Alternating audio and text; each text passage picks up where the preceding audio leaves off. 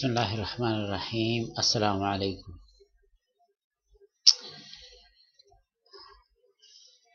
अज़ीज़ तलबा, इंशाल्लाह आज मैं आपको ज्योमेट्रिक मीन की कैलकुलेशन बताऊंगा और वो जब आप मेरी ओवरऑल ये प्रेजेंटेशन देखेंगे तो ये जो वाली स्लाइड है इसके साथ आपको वो कैलकुलेशन काम आएगी। यहाँ इस स्लाइड में मैंने ज्योमेट्रिक मीन को डिफाइन भी किया हुआ है, उसके मुतालिक कुछ थोड़ी बहुत बात भी की है, लेकिन उसकी डिटेल कैलकुलेशन फार्मूला वगैरह मैंने अपनी इस प्रेजेंटेशन में नहीं बताया। इस प्रेजेंटेशन की वीडियो अलग से बनेगी, लेकिन उसमें मैं आपको बताऊंगा कि अब आप जाके ये वाली वीडियो देख लें, how to calculate geometric mean. तो वो वीडियो मैं अभी बना रहा हूँ, ये अभी मैं how to calculate geometric mean ये वीडियो मैं बना रहा हूँ। तो इंशाल्लाह इसकी हम बात करेंगे अभी के how to calculate geometric mean. इसके लिए मैंने कुछ काम तो माइक्रोसॉफ्ट एक्सेल में किया है और कुछ काम जो है ना मैंने वर्ड में किया है। तो दोनों की हेल्प से मैं थोड़ा बहुत आपको बताऊंगा। ये 3 एग्जांपल्स मैंने लिए हैं। ये एग्जांपल है इंडिविजुअल ऑब्जर्वेशंस की, मतलब इसमें आपको एक एक ऑब्जर्वेशन अलग अलग से गिवन है, फ्रीक्वेंसी डिस्ट्रीब्यूशन नहीं है। तो एक तो मैंने ये एग्जांपल ली है और इस डेटा का ये जो न्यूमेरिकल डेटा है इसका ज्योमेट्रिक मीन मालूम करना है, बाकी आप इसको पढ़ लें। इसी तरह 2 एग्जांपल और हैं। एक एग्जांपल ये डिस्क्रीट फ्रीक्वेंसी डिस्ट्रीब्यूशन की है, ये डेटा, ठीक है ना जी। और इसमें रीडरशिप का डेटा है और नंबर ऑफ कस्टमर्स हैं, ये एक्स की वैल्यूज है और ये फ्रीक्वेंसी है। इस डेटा में थोड़ा मसला भी है, लेकिन वो इंशाल्लाह मैं बाद में बताऊंगा। तो बहरहाल इस डेटा का हम ट्राई करेंगे फ्रीक्वेंसी डिस्ट्रीब्यूशन मालूम करना। और इसके बाद हमारे पास आखिरी ये एग्जांपल है कंटिन्यूस फ्रीक्वेंसी डिस्ट्रीब्यूशन, और ये अगेन हमारे पास कोई डेटा है और इसके हमने ज्योमेट्रिक मीन मालूम करना है। ये डेटा गिवन है, यहाँ पर क्लासेज है और साथ फ्रीक्वेंसी गिवन है। तो बहरहाल हम इन पहले एग्जांपल से शुरू करते हैं। ये एग्जांपल इंडिविजुअल वाली मैंने यहाँ सॉल्व की हुई है, डिस्क्रीट वाली यहाँ और कंटिन्यूस वाली यहाँ। लेकिन पहले थोड़ा सा फार्मूले की बात कर लें। ज्योमेट्रिक मीन का फार्मूला यहाँ लिखा हुआ है, ये ज्योमेट्रिक मीन का फार्मूला है। ज्योमेट्रिक मीन का फार्मूला क्या है, यानी it is the nth root of product of observation. ये पाई एक्स आई जो लिखा हुआ है इसका मतलब है प्रोडक्ट ऑफ ऑल ऑब्जर्वेशन। अगर ये इसके बजाय पाई के बजाय यहाँ पर ये वाला सिग्मा साइन होता, ये साइन होता तो इसका मतलब है सम ऑफ ऑल एक्स आई। लेकिन अब अगर पाई एक्स आई लिखा हुआ है तो इसका मतलब प्रोडक्ट ऑफ ऑल एक्स आई। और सपोज कि यहाँ पर n ऑब्जर्वेशन है तो उसका फिर आप nth रूट ले लेंगे, ठीक है ना जी। तो यहाँ पर अगर आपके पास फ्रीक्वेंसी के फॉर्म में डेटा है तो एक्स आई की पावर ली जाती है एफ आई, और उसका जो आंसर आ जाता है उन सब को आपस में मल्टीप्लाई किया जाता है, उन सब को आपस में मल्टीप्लाई किया जाता है और उसका nth रूट लिया जाता है, और यहाँ पर n जो है समेशन f के बराबर होता है। आप में से जो स्टूडेंट ज़रा भी मैथ्स को समझते हैं वो समझ रहे होंगे कि ये फार्मूला इसलिए मुनासिब नहीं है कि इसमें अगर बड़ी तादाद में अगर आपके पास डेटा हो और आप मल्टीप्लाई करें तो एकदम से प्रोडक्ट जो है एकदम से शूट करेगा, और मुमकिन है कि वो कैलकुलेटर या इवन कंप्यूटर के रेंज से बाहर हो जाए। तो ये प्रोसीजर जो है ना ये मुनासिब नहीं है। हम असल में ज्योमेट्रिक मीन जो कैलकुलेट करते हैं इस फार्मूले से या इस फार्मूले से। अगर इंडिविजुअल ऑब्जर्वेशन हो तो हम इस फार्मूले से कैलकुलेट करते हैं, और अगर फ्रीक्वेंसी वाला हो तो फिर हम इस फार्मूले से कैलकुलेट करते हैं। इसका इस एतबार से अगर ज्योमेट्रिक मीन की डेफिनेशन बताई जाए तो geometric mean is the anti log of arithmetic mean of logarithm of observation. मतलब है पहले एक्स आई का नहीं, लॉग एक्स आई का अरिथमेटिक मीन मालूम कर ले और बाद में उसका जो आंसर आ जाए उसका एंटी लॉग ले ले, ठीक है ना जी। इसका दूसरे अल्फाज में सिंपल सा मतलब ये है इन दोनों केसेस में। तो बहरहाल ये हमारे पास फार्मूला है। इंडिविजुअल वाले केस में हम ये फार्मूला इस्तेमाल करेंगे और डिस्क्रीट और कंटिन्यूस के केस में हम ये फार्मूला इस्तेमाल करेंगे। तो चलिए पहले इंडिविजुअल वाले केस जिसमें हमारे पास ये डेटा गिवन है, ये क्वेश्चन है, और बेसिकली ये अमेरिका के मुख्तलिफ शहरों में जो है ना एक रात होटल में ठहरने के जो किराया देना पड़ता है, रूम रेंट देना पड़ता है, ये वो रूम रेंट का डेटा है हमारे पास, और हमने इस डेटा का ज्योमेट्रिक मीन मालूम करना है। तो इसके लिए सबसे पहले हम क्या करते हैं, सबसे पहले तो देखिए कि मैंने रूम रेट पर नाइट जो है ना एक्स की वैल्यू सिंपल वहां से कॉपी करके इधर लिखनी है, ये जस्ट कॉपी है, वहां से डेटा उठा के इधर लिख लिया। फिर मैंने क्या किया कि इसका लॉगरिथम ले लिया, लॉगरिथम लॉग एक्स सबका मालूम कर लिया, क्योंकि मैं ये वाला फार्मूला इस्तेमाल कर रहा हूँ और इसमें एक्स का लॉग लेना पड़ता है। तो मैंने तमाम का लॉग ले लिया, तमाम एक्स आई का लॉग ले लिया। इसके बाद इन सबको मैंने टोटल किया, ये जो तमाम लॉग वाले वैल्यूज हैं ये, इन सबको मैंने टोटल किया है यहाँ पर मैंने इन सबको टोटल किया है, ठीक है ना। अगर आप देखें तो ये वैसे एक्सेल में आप देखें तो यहाँ पर इसका आंसर आ रहा है 43.8864, यही आंसर आ रहा है। तो बाहर जस्ट मैंने इनको टोटल किया हुआ है, ठीक है, इस कॉलम को टोटल किया हुआ है। आप एक्सेल का ये ऑटो सम भी इस्तेमाल कर सकते हैं इसको टोटल करने के। ये लॉग एक्स के कॉलम का टोटल है, और ये जो है ये बेसिकली इन ऑब्जर्वेशन को मैंने काउंट किया हुआ है, इन ऑब्जर्वेशन को काउंट किया हुआ है। इसके बाद यहाँ पर मेन लॉग एक्स जो है, ये मेन लॉग एक्स क्या है, आप इस फार्मूले में आए, फार्मूले में ये जो पोर्शन है, ये जो पोर्शन है ये मेन लॉग एक्स है, ठीक है ना, एंटी लॉग के बगैर ये जो पोर्शन है ब्रैकेट के अंदर ये मेन लॉग एक्स है। और इसमें क्या है कि सम ऑफ लॉग एक्स को एन पे डिवाइड करना पड़ता है। तो मैंने असल में इसको इस पे डिवाइड किया, सम ऑफ लॉग एक्स को नंबर ऑफ ऑब्जर्वेशन पे डिवाइड करके ये आंसर आया है, और आखिर में इसका एंटी लॉग ले लिया, आखिर में इसका एंटी लॉग ले लिया। बाकी ये लॉग और एंटी लॉग कैसे लेते हैं, थोड़ी सी ये ज़रा बात, तो ये मैं ज़रा बता देता जाऊँ। पहले तो ये समझ लें कि जो मैं लॉगरिथम इस्तेमाल कर रहा हूँ ये log टू द बेस 10 इस्तेमाल कर रहा हूँ। यहाँ log के साथ एक 10 देख रहे हैं ना, log टू द बेस 10 में इस्तेमाल कर रहा हूँ। ये एक्सेल में किस तरह होता है, चले मैं इधर बता देता हूँ आपको। सपोज मैं 163 का log मालूम करना चाहता हूँ, तो मैं इक्वल टू log लिखूंगा, और यहाँ कई एक log आ जाते हैं तो मैं ये वाला क्लिक करता हूँ, log टू द बेस 10, और इसमें 163 का करना चाहता हूँ तो ये सेलेक्ट कर लूँ के, और इसको ब्रैकेट क्लोज करके एंटर प्रेस करूंगा तो ये वो लॉग की वैल्यू जो इधर आ गई। बाकी आप इस तरह करें कि 4 डेसिमल तक ये रिकॉर्ड कर दिया करें। तो ये लॉग की वैल्यू कैसे मालूम करते हैं ये मैंने बता दिया, ठीक है ना जी। आखिर में आता है कि जी एंटी लॉग कैसे मालूम करेंगे। तो एंटी लॉग और कुछ नहीं है, जब log टू द बेस 10 आपने इस्तेमाल किया है तो यहाँ 10 की पावर वापस लिखें, ठीक है ना। ये आंसर किस तरह आया है ये ज़रा देखें, इक्वल टू 10 और ये कैरेट साइन, शिफ्ट के साथ 6 प्रेस करें तो ये कैरेट साइन, और ये पावर, ये वो आंसर है। और इसको एंटर करेंगे तो ये आंसर आ जाएगा ये वाला, ठीक है ना जी। तो ये आपको मैंने बता दिया ये एंटी लॉग मालूम करने के लिए कि बस जस्ट 10 की पावर, ये नंबर 10 की पावर में रखें और आपके पास ये आंसर आ जाएगा। यहाँ देखिए 10 की पावर E4, और ये क्या है, ये E4 है, ये देखिए ये नंबर E4। तो इस तरीके से आप इसका ये ले लेते हैं। बाकी ये कुछ मैंने अपनी रफ कैलकुलेशन की थी तो वो इधर अभी तक मौजूद है, इसका कोई काम नहीं है।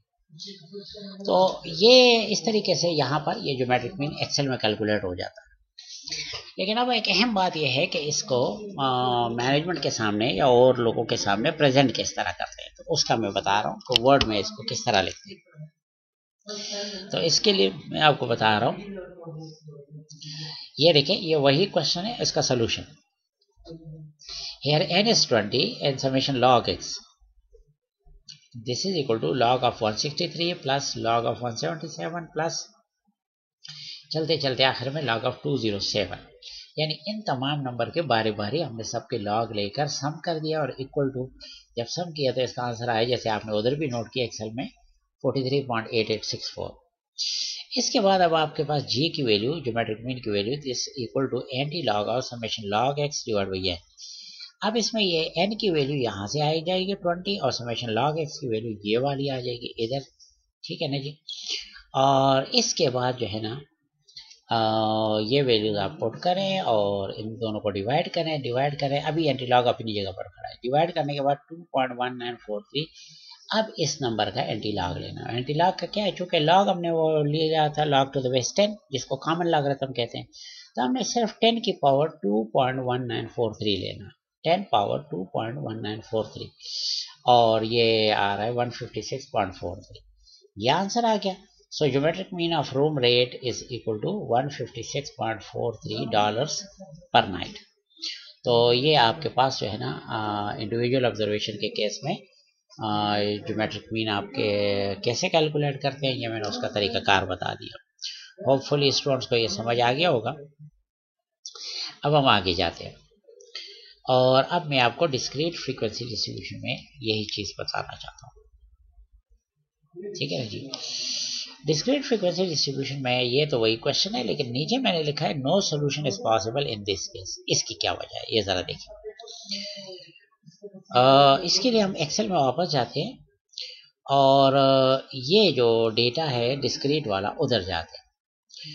तो उस दिन जब हम लॉगरिथम मालूम करते हैं, यहाँ पर तरीकाकार यह है कि आप f इंटू लॉग एक्स करते हैं। f को वैसे ही रखते हैं और x का लॉग लेते हैं और फिर उनको मल्टीप्लाई करते हैं, f लॉग x।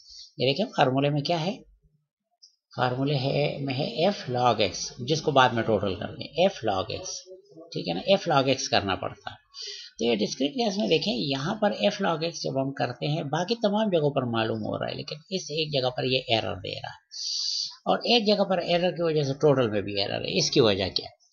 असल में मसला ये है कि जीरो का लॉगरिथम मालूम नहीं हो सकता।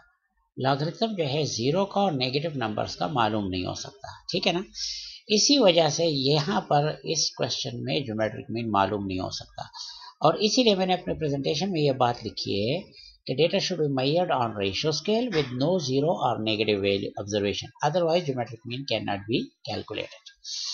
तो ये वो मसला था, ये जानकर ये क्वेश्चन रखा गया है कि आपको समझ आए कि यहाँ पर यह मसला हो जाता है जिसकी वजह से आगे कैलकुलेशन पॉसिबल नहीं रहती। तो इस वजह से मैंने इधर सिर्फ ये लिख लिया है कि no solution is possible in this case. आप चाहें तो थोड़ा सा रीज़न भी लिख सकते हैं कि इसमें x की वैल्यूज़ में ज़ीरो या अगर x की वैल्यू में नेगेटिव वैल्यू आ गई है तो आप बता सकते हैं कि इधर यह मसला है जिसकी वजह से हम ये काम नहीं कर सकते। अच्छा जी, अब आखिरी पार्ट पे आते हैं, कंटिन्यूअस फ्रीक्वेंसी डिस्ट्रीब्यूशन वाला। ठीक है ना जी, पहले एक्सेल में देख लेते हैं इसको। अच्छा जी, अगेन हमारे पास कंटिन्यूअस केस में अब ये फार्मूला इस्तेमाल होगा, क्योंकि ये वाला तो इंडिविजुअल ऑब्जर्वेशन में है, फ्रीक्वेंसी के केस में तो ये फार्मूला इस्तेमाल होता है।